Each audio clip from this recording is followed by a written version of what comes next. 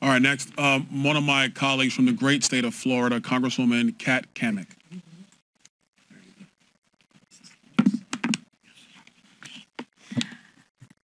Well, good afternoon, and Representative Donalds, I am shocked that you weren't able to throw in a quip on introduction. You'll find that my good friend from South Florida and I, we enjoy ribbing each other on a regular basis. But today, it is such a almost a tragic day in America when we are faced with a piece of legislation that truly transforms the foundation of our country.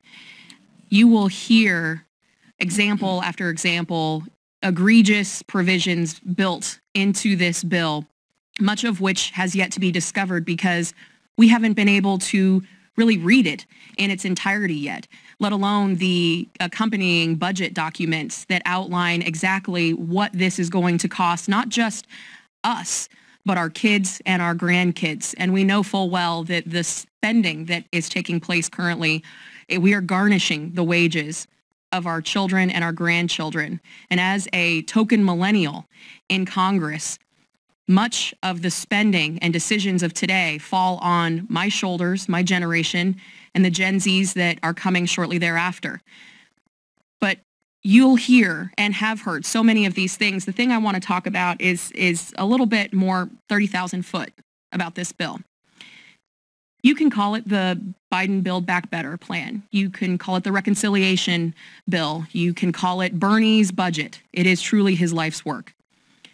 But what I know is that this is a bust back home. This is Bernie's budget bust back home.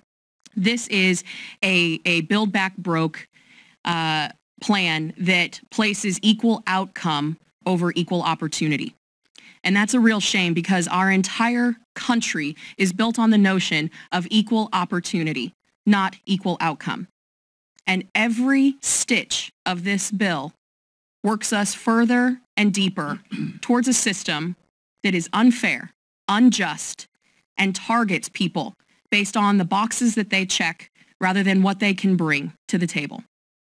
That is truly tragic when we are talking about a bill that no one has read, that no one will have a serious debate about, because at the end of the day, for this administration, for Speaker Pelosi and her cronies, it's about checking the box. You'll hear about how illegals are prioritized over citizens or immigrants who have come here the right way. You'll hear about the provisions that put the very industries that built this country underground. But at the end of the day, what you won't hear is how this bill will set us back not 5, 10, 15, 20 years. This will set us back centuries because we will be broken from the egregious spending and provisions that are built in that will fundamentally transform our country for the worse. And I think it's high time that we get serious about screaming from the rooftops, demanding that voices across the spectrum be heard, but most importantly, everyday Americans need to be heard because they are the ones that will be hurt most under this bill.